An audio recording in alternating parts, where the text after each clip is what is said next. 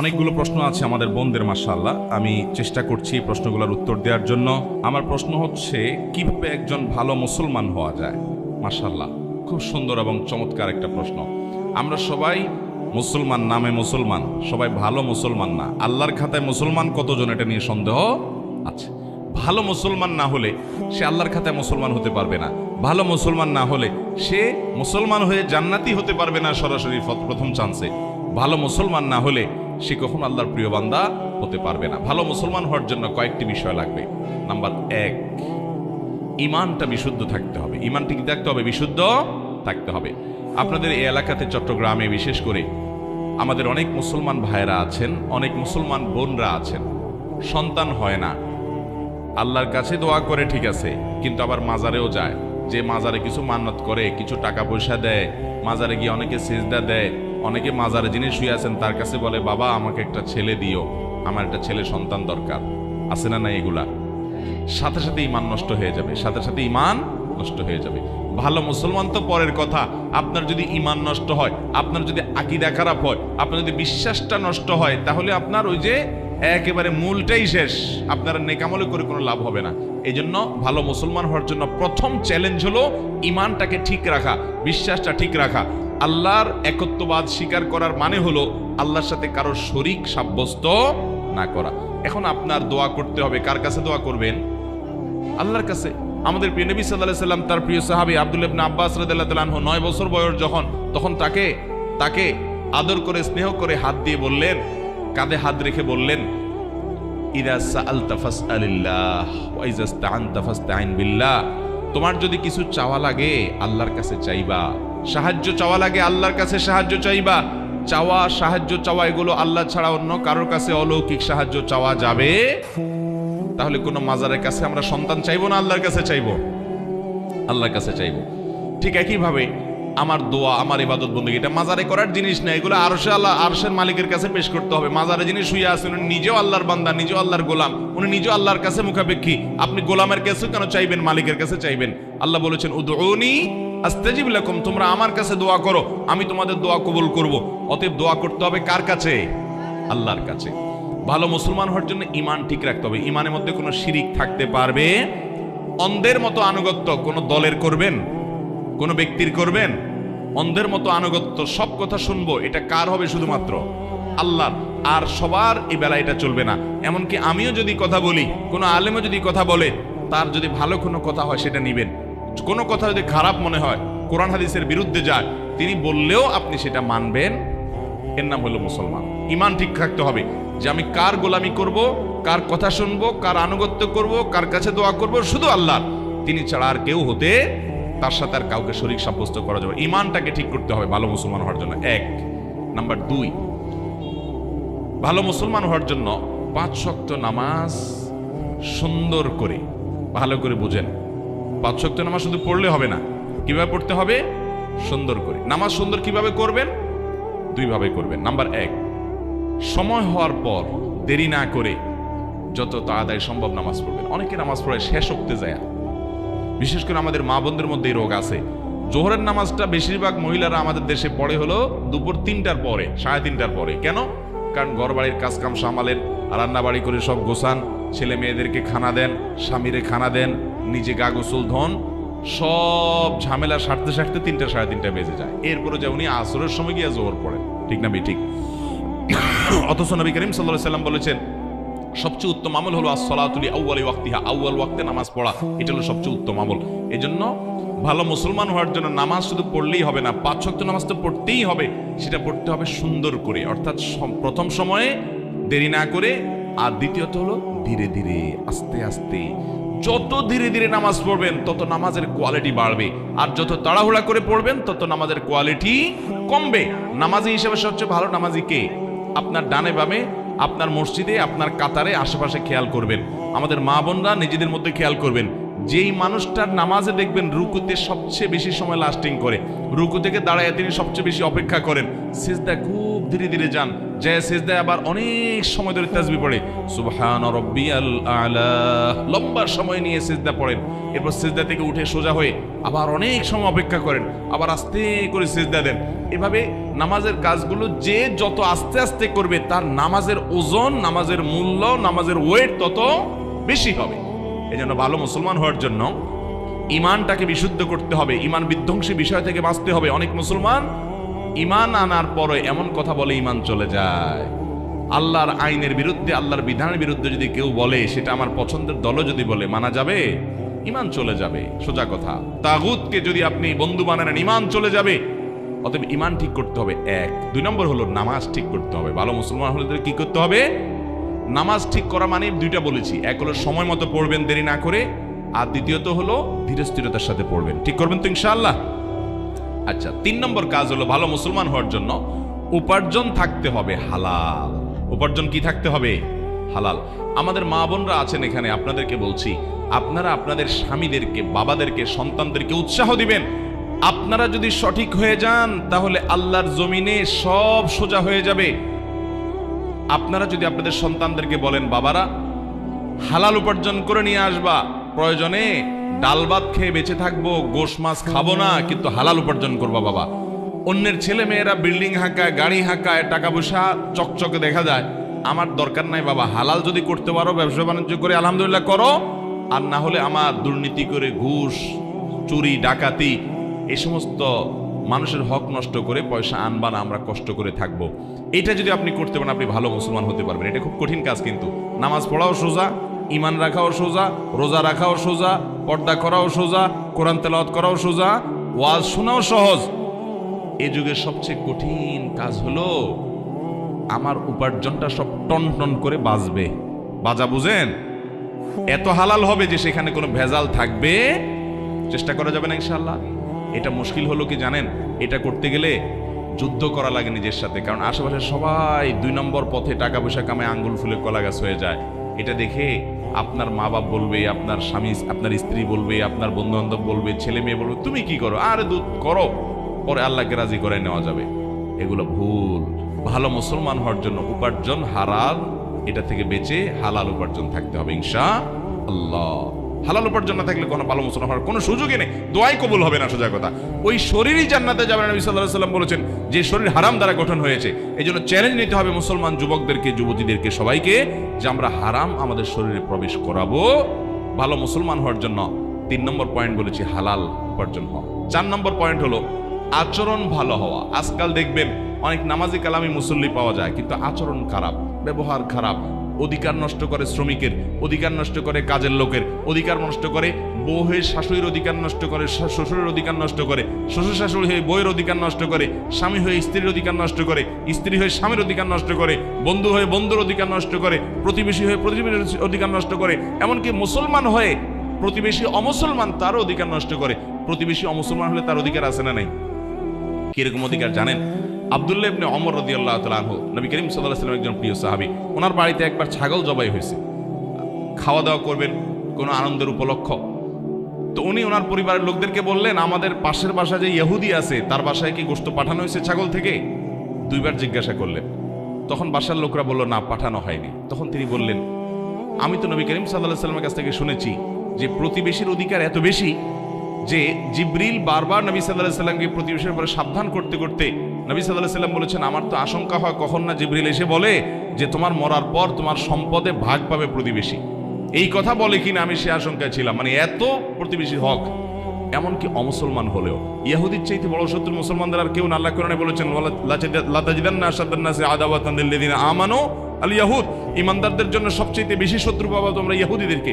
সেই ইহুদিও যদি আমার প্রতিবেশী হয়, আমার গ্রামের হয়, আমার পাশের বাড়ির হয়, বসবাস করে, তার প্রতি শুধু সদাচরণ করা না, তার বাসায় হাদিয়া পাঠানো, খাবার পাঠানো, এটা শিক্ষা আমাদেরকে ইসলাম দিয়েছে। ঠিক না বেঠিক? তাহলে ভালো মুসলমান হতে হলে মুসলমান তো বটেই, অমুসলমানের সাথে সুন্দর আচরণ, ভালো আচরণ করতে হবে। আর মুসলমান যারা আছেন, আত্মীয় স্বজন, বাবা মা, সবার প্রতি সদাচরণ করা, তার কারো ব্যবহার খারাপ না করা, সবার হক আদায় করা, এটা ভালো মুসলমান হওয়ার জন্য জরুরি। তাহলে 4 নম্বর শর্ত বলেছি আখলাক বা আচরণটা ভালো হওয়া। এই 4টা কাজ যদি আপনি ঠিকঠাক মতো করতে পারেন ইনশাআল্লাহ, এর পাশাপাশি হারাম কাজ থেকে বেঁচে থাকবেন, মৌলিক ফরজ বিধানগুলো মেনে চলবেন, ইনশাআল্লাহ আপনি ভালো মুসলমান হয়ে যাবেন। ওইটাকে আমরা 5 নম্বর পয়েন্ট বললাম। আমরা আবারও বলি, 1 নম্বর ইমানটাকে শুদ্ধ করবেন, শিরিক মুক্ত ইমান আনবেন। নাম্বার 2, নামাজটাকে সুন্দর করবেন, ওয়াক্ত হওয়ার পরে দেরি করবেন না এবং ধীরে ধীরে পড়বেন। নাম্বার 3, হালাল উপার্জন করবেন, হারামের ধারে কাছে যাবেন না, চ্যালেঞ্জ নেবেন। নাম্বার 4, আচরণ ভালো করবেন, সবার অধিকার আদায় করবেন, কারোর অধিকার নষ্ট করবেন না। বান্দার হকটা অনেক গুরুত্বপূর্ণ। আল্লাহর হকে একটু ভেজাল হলেও আল্লাহ মাফ করবে, বান্দার হকে কিন্তু ছাড় নাই। অতএব বান্দার হক যেন ঠিকঠাক মতো আদায় করেন। স্ত্রী হয়েছেন, তাহলে স্বামী আমার অধিকার নষ্ট করুক, আমি তার অধিকার নষ্ট করবো না, তার প্রাপ্য অধিকার আমি তাকে দেব। স্ত্রী আমার অধিকার নষ্ট করছে, করুক, কিন্তু আমি তার অধিকারটা প্রাপ্য পুরোটা দেব। যতটা আমরা অধিকার সচেতন হব, তার চেয়ে বেশি কর্তব্য সচেতন হব, আমার দায়িত্ব বিষয়টা আমি বেশি দেখব। 5 নম্বর হলো আপনার অন্য আল্লাহর যে মৌলিক ফরজ বিধানগুলো আছে সেগুলো মানা, মোটা মোটা যে হারাম জিনিসগুলো আছে সেগুলো থেকে বাঁচার চেষ্টা করব। এভাবে যদি আমরা 5 কাজ করি, ইমান ঠিক করি, নামাজটা সুন্দর করি এবং হালাল উপার্জন করি, আচার আচরণ ভালো করে, সবার অধিকার ঠিকঠাক মতো দেই, মোটা দাগে ফরজগুলো, রোজা রাখা, জাকাত দেওয়া ইত্যাদি, হজ করা, এগুলো যদি মেনে চলি এবং হারাম কাজ, জেনা, ব্যভিচার ইত্যাদি থেকে বেঁচে চলি, ইনশাআল্লাহ একজন আদর্শ ভালো মুসলমান হতে পারবেন। একজন আদর্শ ভালো মুসলমান মানে কিন্তু আমলের পাহাড় গড়া না। দুনিয়ার আমল কতগুলা করে নিলেন, আপনি ভালো মুসলমান হয়ে গেলেন, জি না। ভালো মুসলমান হতে হলে এই পয়েন্টগুলো আপনাকে মাথায় রাখতে হবে। আল্লাহ তাআলা আমলের তৌফিক দান করুন। এরপরে প্রশ্ন, আজকাল মেয়েরা শ্বশুর শাশুড়ির সাথে একসাথে থাকতে চায় না, এ ব্যাপারে ইসলাম কি বলে? দেখুন, এক্ষেত্রে আমাদের উভয় পক্ষের বাড়াবাড়ি আছে, সীমালঙ্ঘন আছে। যারা বৌমা আছেন তারা মনে রাখতে হবে, শ্বশুর শাশুড়ি তারা মা বাবার মতো, তারা বয়সে বড়, মা বাবার মতো, তারা মুরব্বী। নবী করিম সাল্লাল্লাহু আলাইহি ওয়াসাল্লাম বলেছেন, যে ব্যক্তি আমার উম্মতের মধ্যে বয়সে বড় সিনিয়র মুরব্বীদেরকে যে সম্মান করে না, শ্রদ্ধা করে না, সে আমার উম্মত হতে পারে না। অতএব মেয়েরা তাদের শ্বশুর শাশুড়িকে সম্মান করবেন। ঠিক একই কথা ছেলেদের জন্য প্রযোজ্য, ছেলেরাও তাদের শ্বশুর শাশুড়ির প্রতি সম্মান করবেন। অনেক ছেলেরা আছে নিজের স্ত্রীকে কষ্ট দেয়, শ্বশুর শাশুড়ির প্রতি অসম্মান করে। ঠিক একই কথা মহিলাদের জন্য প্রযোজ্য, অনেক মহিলা আছে নিজের শ্বশুর শাশুড়িকে কষ্ট দেয়। মনে রাখবেন, শ্বশুর শাশুড়িরা তারা আগের জেনারেশন, তারা আগের যুগের মানুষ, তাদের অনেক অযৌক্তিক কথা তারা বলতে পারে, অযৌক্তিক কাজ বলতে পারে, তারা আপনার মতো বুঝবে না, এত স্মার্ট হবে না। আপনি আবার যখন বৃদ্ধ হবেন, আপনার ছেলেমেয়েরা অনেক আপডেটেড হবে, তাদের কাছে আপনি এরকম খ্যাত খ্যাত টাইপ হবেন, এটা কিন্তু মাথায় রাখেন। তারা কিন্তু আপনার চেয়ে অনেক স্মার্ট হবে, আপনার অনেক কিছু তাদের কাছে হাস্যকর মনে হবে, অযৌক্তিক মনে হবে। তাদের কাছে আপনি তখন কেমন আচরণ করেন, আশা করেন? তারা আপনাকে তুচ্ছ তাচ্ছিল্য করুক, ছোট করুক, হেয় করুক, ঠাট্টা করুক, বিদ্রুপ করুক, হাসাহাসি করুক, এটা কোনো মা বাপ চাইবে? যদি না চান, তাহলে আপনি আপনার শ্বশুর শাশুড়ি, আপনার মা বাবার প্রতি সেরকম আচরণ করেন এবং ভালো আচরণ করেন। বিশেষ করে আমাদের বাংলাদেশের প্রেক্ষাপটে যৌথ ফ্যামিলিতে বেশিরভাগ পরিবারগুলো থাকে, এবং ইসলামও এই কথা বলে যে বৃদ্ধ মা বাবা যারা থাকবেন তারা তাদের ছেলে মেয়েদেরকে যেরকম স্নেহ করার তাদের ইচ্ছা আছে, সন্তানদেরকে স্নেহ করার ইচ্ছা আছে, ঠিক একইভাবে নাতিপুতিদেরকে আদর করার ইচ্ছা আছে। তা শ্বশুর শাশুড়ির সে অধিকার যেন নষ্ট না হয়, সেটাও আদায় করার চেষ্টা করতে হবে। অতএব মা বোনরা শ্বশুর শাশুড়ির সাথে মিলেমিশে থাকার জন্য আপ্রাণ চেষ্টা করবেন, বিশেষ করে বিয়ের পরে শুরুর দিকে। শ্বশুর শাশুড়ি যদি খুব বেশি ডিস্টার্ব করেন, খুব বেশি অত্যাচার বিচার করেন, আপনারা কোনো ভালো আলেমের কাছে যাবেন। নিজে নিজে ডিসিশন না নিয়ে পুরো অবস্থার বিবরণ করে ওই আলেম যদি আপনাকে পারমিট করেন যে হ্যাঁ, এই অবস্থায় আপনি আপনার দিন রক্ষার জন্য আপনি আলাদা হতে পারেন, তারপরে আপনি শ্বশুর শাশুড়ির প্রতি আন্তরিকতা থাকবে, তাদের কাছে যাওয়া আসা করবেন, নিজের ছেলে মেয়েগুলোকে নিয়ে যাবেন আদর করার জন্য, তাদেরকে নিয়ে আসবেন, যেভাবে হোক তাদের সাথে সম্পর্ক আপনাকে রাখতেই হবে। আপনার স্বামী শ্বশুর শাশুড়ির সেবা করা আপনার উপরে সরাসরি ফরজ না, কিন্তু এটা আপনার নৈতিক দায়িত্ব যে স্বামী আপনার ভালোর জন্য এত কিছু করছেন, এত উপকার করছেন, আপনি আপনার জন্য এত কষ্ট করছেন, আপনার সন্তানদের জন্য, আপনার জন্য, সংসারের জন্য, সবার জন্য। সে শাশুড়ি, তার শ্বশুর শাশুড়ি খেদমত করা স্বামীর নিজের কর্তব্য। তিনি বাহিরে সারাদিন উপায় উপার্জন করেন, তাহলে তার অগোচরে তার দায়িত্বটা পালন করা এটা আপনার নৈতিক অধিকারের মধ্যে পড়ে, সেটা আপনি করবেন। এবং মনে রাখবেন, আজকে আপনি বউ, একসময় শাশুড়ি হবেন, আজকে আপনি ছেলে, একসময় শ্বশুর হবেন। অতএব আপনার পরবর্তীর কথা মাথায় রেখে আপনার পরবর্তী জেনারেশনের কাছে যে আচরণ আশা করবেন, আপনি সে আচরণ তাদের সাথে করবেন। তবে যদি এমন হয় ছেলে মেয়েদের পড়ালেখার জন্য ছেলেটা ঢাকায় থাকে, চট্টগ্রাম শহরে থাকে, তার চরিত্র হেফাজতের জন্য স্ত্রী কাছে থাকা দরকার, বিয়ের উদ্দেশ্য সেটা, তাহলে মা বাবারও মনে রাখা উচিত যে তাদেরকে তাদের সাথে থাকতে দেওয়া উচিত, বাধা দেওয়া উচিত না সারা জীবন। অনেক মা বাবা আছে বৌমাকে মোটেই ছাড়তে চায় না, এমনকি কাজের মহিলা বানায় রাখে, এটা ঠিক না। মেয়ের মতো স্নেহ শ্বশুর শাশুড়িও করতে হবে, আবার শ্বশুর শাশুড়িকেও মেয়েরা যথেষ্ট যত্ন সোহাগ করতে হবে। আমি এর আগে শুরুতে আলোচনাতে বলেছিলাম যে আজ আমাদের সমাজের সংকটের জায়গাটা কোথায়। ডক্টর খন্দকার আব্দুল্লাহ জাহাঙ্গীর বলতেন, আমরা সবাই অধিকার সচেতন, আমরা কেউ কর্তব্য সচেতন না। আমি কর্তব্য সচেতন হতে হবে ভালো মুসলমান হতে হলে। আমি চেষ্টা করব আমার দায়িত্বকে আমি সেটা আদায় করব। শ্বশুর শাশুড়ির কোনো হক নষ্ট করবোই না, বরং আমি আরো বেশি বেশি করবো তাদের জন্য। উনি উল্টাপাল্টা করছে, ওনারটা উনি আল্লাহর কাছে বুঝে পড়াবে, তার জন্য তো আমার অপরাধ নাই, আমি সবর করব। আর একই কথা শ্বশুর শাশুড়ির জন্য প্রযোজ্য, যে আরেক ঘরের মেয়ে, আরেকজনের সন্তান, সে আমার ঘরে পুত্রবধূ হয়ে আসছে, তাকে আমি স্নেহ দিব, মমতা দিব, জুলুম করব না, অবিচার করব না, কাজের মেয়ে হিসাবে ট্রিট করব না, আমি স্নেহ আদর করে বড় করে তুলবো, এই চেষ্টা তার থাকবে। যদি সে অন্যায় করে, সে আল্লাহর কাছে বুঝে থাকবে, তাহলে ইনশাআল্লাহ শান্তি আসবে এবং ভালো পরিবার হবে। আমাদের আজকাল বোনরা বিশেষ করে শ্বশুর শাশুড়িকে সহ্য করতে পারেন না, এটা একটা ব্যাপক আকার ধারণ করেছে। একটা সময় আমাদের দেশে শাশুড়ি ননদরা বৌমাদের উপরে জুলুম বেশি করত, এখন বৌমাদের পাওয়ার একটু তুলনামূলক আস্তে আস্তে বেশি হচ্ছে। এখন শাশুড়িরা বরং দৌড়ের উপরে থাকে বউদের অত্যাচারে, ঠিক না ঠিক? দিন আস্তে আস্তে ঘুরতেছে। তো মনে রাখবেন, একজন ভালো মুসলমান হতে হলে তাকে সর্বাবস্থায় তাকে অন্যের অধিকার পরে তাকে সচেতন হতে হবে যে তার অধিকারগুলো কি কি। আল্লাহ তাআলা আমাদের সবাইকে নিজের প্রাপ্য, নিজের অধিকারের ব্যাপারে সচেতনতার চাইতে অন্যের অধিকার কি আছে আমার কাছে, সে ব্যাপারে সচেতন হওয়ার তৌফিক দান করুন। তাহলে বৌমারা শ্বশুরের সাথে মিলেমিশে থাকবেন এবং যথাসম্ভব নাতি নাতনিদেরকে তাদের আদর করতে ইচ্ছা করে সেটা সুযোগ দিবেন। অনেক কিছু উল্টাপাল্টা হলেও যথাসম্ভব হজম করবেন, কিন্তু পর্দার অসুবিধা হয়, কোনোভাবে পর্দা করা যায় না, একেবারে জটিল পরিস্থিতি, আল্লাহর বিধান লঙ্ঘন হয়ে যায়, অথবা স্বামী তার চরিত্র হেফাজত হয় না, বেচারা চাকরির জন্য দূরে থাকতে হয়, তার কাছে না থাকলে তার চরিত্র নিয়ে টানাটানি হয়, তাহলে সেক্ষেত্রে শ্বশুর শাশুড়িকে সাথে নিয়ে যেতে বলে ভালো। যদি তারা যেতে না চান, তাহলে দূরে যদি যাওয়াও লাগে, তাদেরকে বোঝানো যে আম্মা এই জন্য যাইতে হচ্ছে, আব্বা এই জন্য যাইতে হচ্ছে, এবং তাদেরকে আস্থায় রাখার চেষ্টা করা, বেয়াদবি না করা। শাশুড়িদেরও মানসিকতা থাকতে হবে যে সংসার বড় হয়ে গেলে নাতি নাতিদের পড়ালেখার জন্য শহরে যাওয়া লাগতে পারে, ছেলের সাথে থাকা লাগতে পারে, ছেলের চরিত্র হেফাজত করা অনেক বড় ব্যাপার, বিদায় সেই সহযোগিতা শ্বশুর শাশুড়িকেও করতে হবে। আল্লাহ আমাদেরকে বোঝার তৌফিক দান করুন। আমি একজন নবমুসলিম নারী, আমার বাবা মা হিন্দু অবস্থায় মারা গেছেন, আমি কি তাদের জন্য দোয়া করতে পারবো?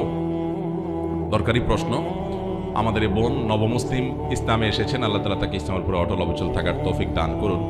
এটা এক অত্যন্ত দুঃখজনক এবং বেদনাদায়ক একটা বিষয় যে কারোর বাবা মা যদি আল্লাহর প্রতি ঈমান আনা ছাড়া মৃত্যুবরণ করে, বেঈমান অবস্থা যদি দুনিয়া থেকে যায়, তাহলে তার জন্য দোয়া করার কোনো রাইট বা কোনো অধিকার আমাদের নাই। খুব বেদনাদায়ক একটা অধ্যায়।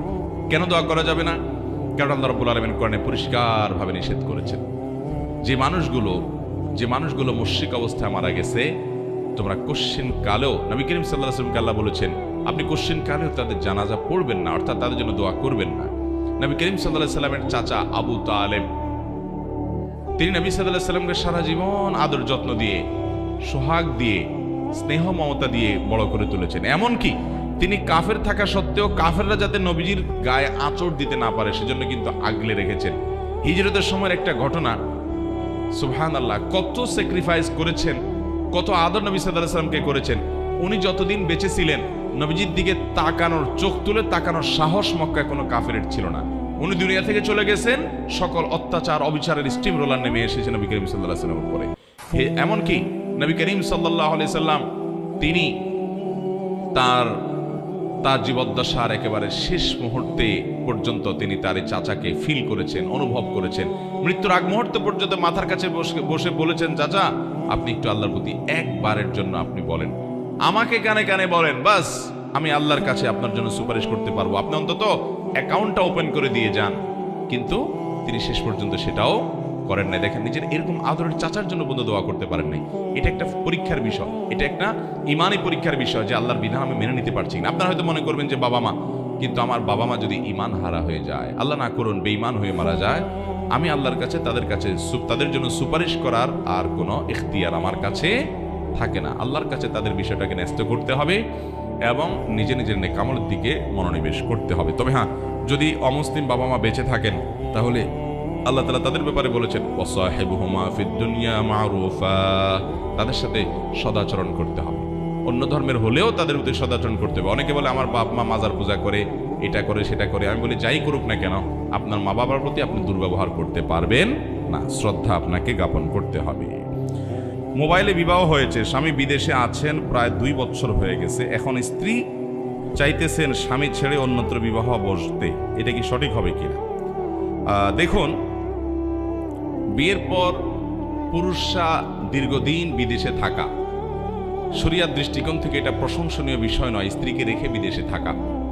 এজন্য আমি প্রবাসী ভাইদেরকে বলি, অনুগ্রহ করে হয় যতদিন, বিশেষ করে মধ্যপ্রাচ্যে আমাদের যে সমস্ত ভাইরা যাচ্ছেন বা বিভিন্ন দেশে কাজের জন্য যাচ্ছেন, তাদেরকে বলবো হয় অবিবাহিত অবস্থায় প্রবাস জীবন শেষ করবেন, একসাথে যে বছর থাকা, টাকা পয়সা কামা রোজগারি করে আপনার পুঁজি টুজি সংগ্রহ করে চলে আসবেন, দেশে এসে বিয়ে শাদী করবেন।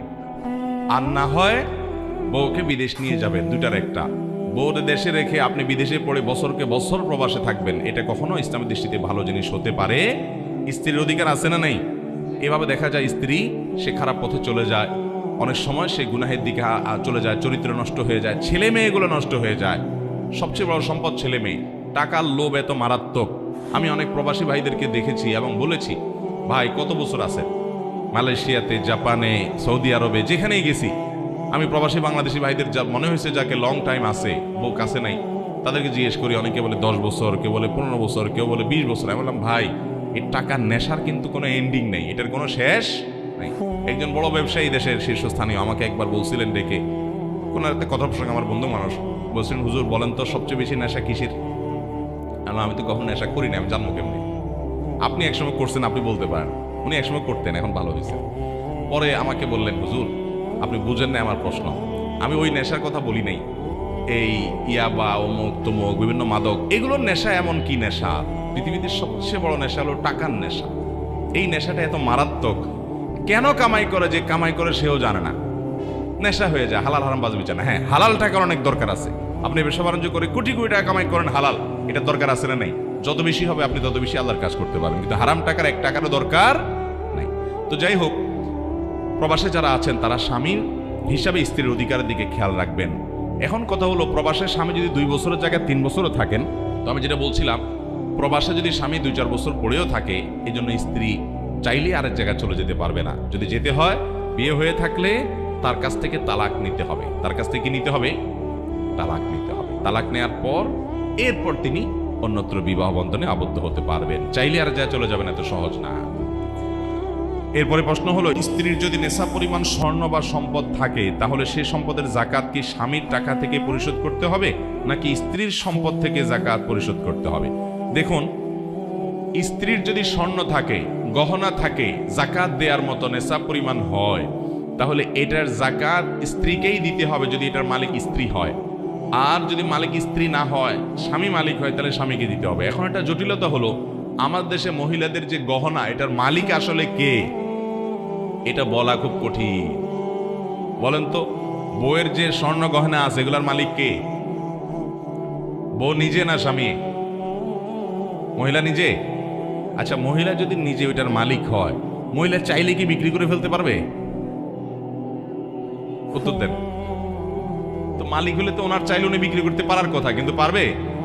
এটা জটিল আমাদের দেশে। গোজামিল বলে এটাকে, গোজামিল। এই মহিলাদের সম্পদ নিয়ে আমরা গোজামিল করি। মহিলা যদি সম্পদের মালিক হয়, সে ওইটা পুরাটা বিক্রি করে তার বাপকে, তার মাকে, তার ভাই বোনকে দিয়ে দিলে, স্বামী হিসাবে, শ্বশুর শাশুড়ি হিসাবে তার এই বেচার ব্যাপারে আপনাদের কোনো আপত্তি থাকবে না? থাকবে না? আমাদের দেশের রিয়েলিটি বলেন, বাস্তবতা বলেন, আপত্তি থাকে না? এটা কেমন কথা হলো? মালিক যদি সে হয়, তাহলে তার সম্পদ সে কি বিক্রি করে ফেলবে, না কাকে দান করে দিবে, এটা তো তার ব্যাপার। এ ব্যাপারে কি আর কারোর কোনো সে থাকার কথা? কিন্তু আমার দেশে সে থাকে কি থাকে না? এই থাকার মাধ্যমে প্রমাণ করা হচ্ছে তাদেরকে আমরা মুখে মালিক বানাচ্ছি, আসলে তাদের মালিকানাকে স্বীকার করছি। এমনকি বিদেশ যাওয়ার সময় বউরে বলতেছেন, গহনাগুলো দাও, বিক্রি করে আমি বিদেশ যাই, পরে আমি তোমারে কিনে দেব। বউ যদি বলে, না তুমি তো লোন চাইছো আমার কাছে, আমি লোন তোমাকে দিলাম না, আমার সম্পদ আমি কাকে লোন দেবো না দেবো এই সম্পূর্ণ স্বাধীনতা ইসলাম আমাকে দিচ্ছে, আমি তোমাকে লোন দেবো না। বিশ্বাস হয় না? তুমি আবার বিদেশে যায় টাকা কামাই করে সফল হয়ে তারপর আমার স্বর্ণ কিনে দিতে পারবা কি পারবা না? আমি দিলাম না। এরকম না করার অধিকার কি মেয়েদের আছে?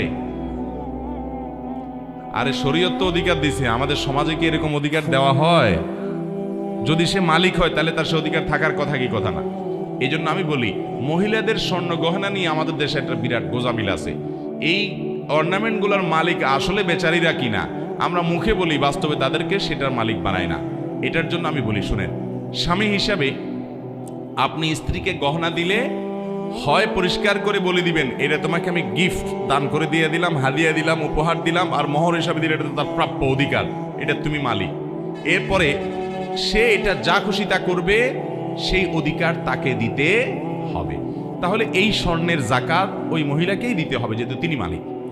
আরেকটা হতে পারে যে আপনি বিদেশ গেছেন, বউয়ের জন্য 2-4-5 ভরি স্বর্ণ কিনছেন, 10 ভরি স্বর্ণ কিনছেন, এখন বউকে সেটা দিছেন আপনি।